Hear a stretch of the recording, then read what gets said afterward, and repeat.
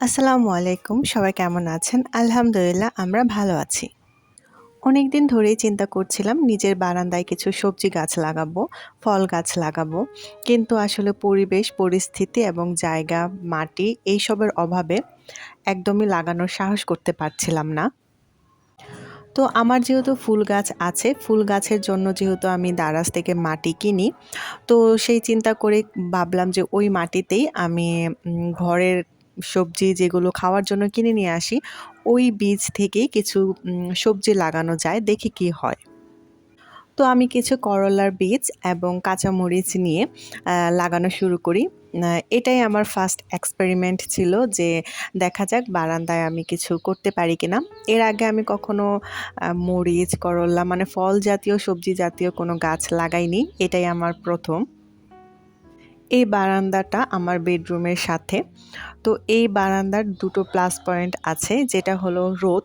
খুব সুন্দর রোদ পায়। প্লাস যখন বৃষ্টি আসে, বৃষ্টির পর্যাপ্ত পরিমাণ পানি গাছে এসে পড়ে।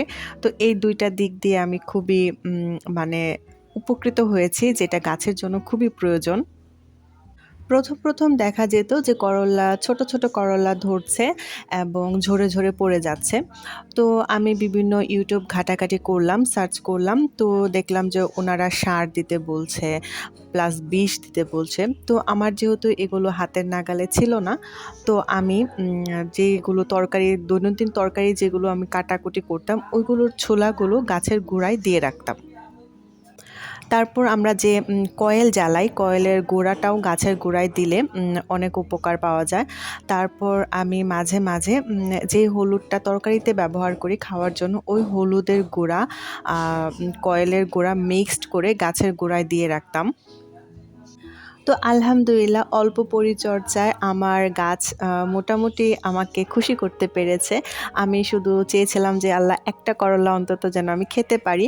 তো আল্লাহর অশেষ রহমতে আজকে আমি কিছু করল্লা তুলতে পেরেছি এবং গাছে আরও কিছু করল্লা রয়েও গেছে। আমার এখানে ২ জাতের করল্লার গাছ আছে। একটা হলো একটু বড় জাতের করল্লা, আরেকটা হলো ছোট। তো ছোট জাতের গাছটাই বেশি তাড়াতাড়ি হয়েছে এবং করল্লা ধরেছে। এগুলো তোলার পর আমি কিছু করলা গাছে রেখে দিয়েছিলাম। কিন্তু এগুলা যখন কাটাকুটি করি, তখন দেখি যে এগুলা অনেক মানে বড় হয়ে গেছে।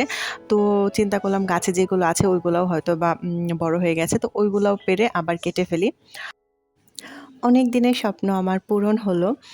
নিজের গাছের ফল, সবজি পেড়ে খাবো। তো অনেক দিনের ইচ্ছে ছিল এটা। আর অনেকদিন ধরে আশায় ছিলাম কবে করলাগুলো বড় হবে এবং আমি এগুলোকে পেড়ে ভাজি করে বা তরকারি করে খাবো। তো আল্লাহর কাছে লাখো কোটি শুকরিয়া যে আলহামদুলিল্লাহ আমার নিজের হাতে লাগানো গাছের ফল আমি খেতে পারছি। আপনারাও কিন্তু গাছ লাগিয়ে এরকম নিজের সতেজ বিষমুক্ত ফল খেতে পারেন, সবজি খেতে পারেন। তো এখন পর্যন্ত আমার ভিডিওটি যারা দেখলেন সবাইকে অসংখ্য ধন্যবাদ। আসসালামু আলাইকুম। আল্লাহ হাফেজ।